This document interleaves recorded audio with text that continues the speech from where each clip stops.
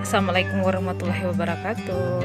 Hari ini kita akan belajar tentang bab 1, hakikat fisika, metode ilmiah dan keselamatan kerja. Ya, jangan lupa subscribe ya channel Ibu Guru.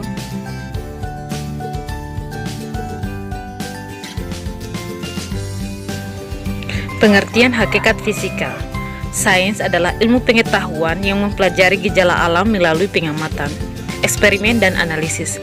Karena fisika merupakan bagian dari IPA atau sains, maka sampai tahap ini kita dapat menyamakan persepsi bahwa hakikat fisika adalah sama dengan hakikat IPA atau sains. Hakikat fisika adalah sebagai produk, a body of knowledge, fisika sebagai sikap, a way of thinking, dan fisika sebagai proses, a way of investigation. Ya, jadi dapat disimpulkan bahwa fisika sebagai proses, produk, dan sikap. Ya, dapat dilihat.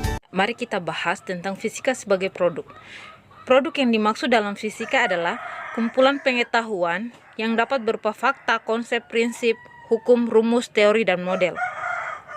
Ya, pernahkah kalian melihat pelangi seperti pada gambar di bawah ini? Menurut kalian, pelangi kategori produk fisika yang mana? Untuk mengetahui jawaban, yuk kita pelajari bersama. Fakta ilmiah adalah deskripsi akurat tentang apa yang teramati. Contohnya, magnet menarik benda-benda tertentu, butiran zat cair yang jatuh di udara berbentuk bulat, dan pelangi yang terdiri atas beberapa warna. Jadi, pelangi tadi itu termasuk dalam fakta. Konsep sains adalah rumusan akal atau gagasan umum tentang objek atau kejadian yang didasarkan pada sifat-sifat objek atau kejadian tertentu. Ya, contohnya, kutub magnet adalah bagian daripada magnet yang memiliki kekuatan paling tinggi. Jarak adalah panjang lintasan yang dilalui benda ketika bergerak. Prinsip sains adalah rumusan atau generalisasi hubungan fakta dengan konsep. Contohnya, udara yang dipanaskan memuai, dan air yang selalu mengalir dari tempat yang tinggi ke tempat yang rendah.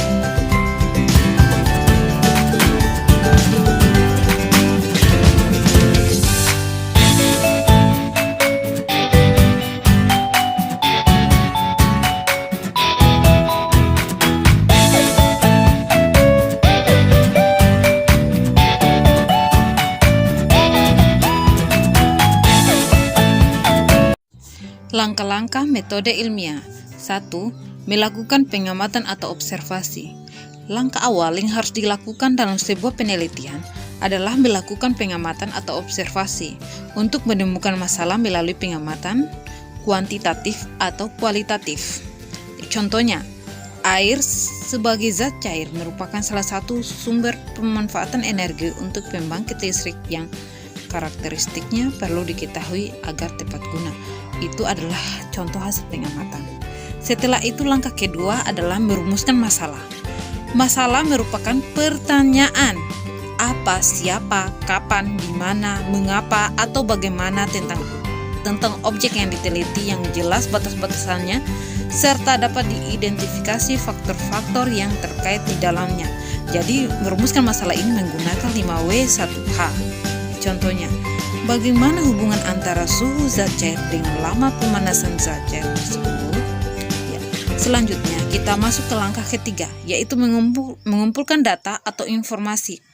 Informasi atau data dapat diperoleh dari literatur, buku, atau informasi yang ada di internet yang sesuai dan mendukung teori dalam penelitian.